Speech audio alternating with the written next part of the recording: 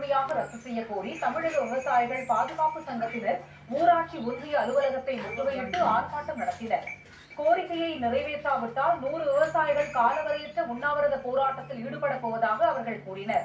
தமிழ்நாட்டு விவசாயிகள் 15 வருஷமா லாபத்தையே பார்க்கலன்னு சொல்லி மத்திய அரசாங்கத்தோட புள்ளிவிவரம் மிக தெளிவா சொல்லும் போது தமிழ்நாட்டு விவசாயிகள் எப்படி கடனை கட்ட முடியும்? எனவே விவசாயிகளுக்கு கொடுக்கக்கூடிய அந்த ஊழல் மானிய பொருட்களை வேண்டாம்.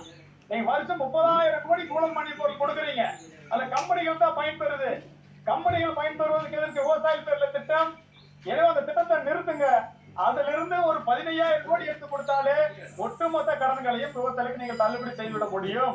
ஜெயங்கொண்டம் அருகே தாப்பழூரில் மும்முனை மின்சார தட்டுப்பாடு காரணமாக கருவிய நெற்பயிர்களுக்கு இழப்பீடு கேட்டு மண்வெட்டி, கலப்பை உள்ளிட்ட உபகரணங்களை அரசிடம் ஒப்படைக்கும் போராட்டத்தில் விவசாயிகள் ஈடுபட்டனர். வேளாண் துறை அலுவலகம் முன்பு போராட்டம் நடத்தியவர்களுடன் பேச்சு நடத்த அதிகாரிகள் வராததால் ஆத்திரமடைந்த விவசாயிகள் கருவிகளை கழுத்தில் மாலையாக அணிந்து பிணம் போல் படுத்து போராட்டம் நடத்தினர்.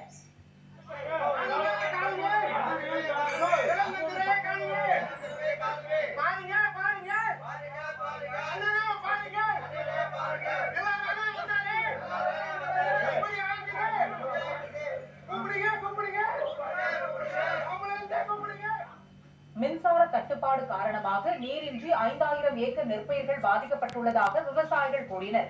அரசு உறுதியளித்தபடி உரிய இழப்பீட்டை கணக்கீடு செய்ய வேண்டும் என அவர்கள் வலியுறுத்தினர்.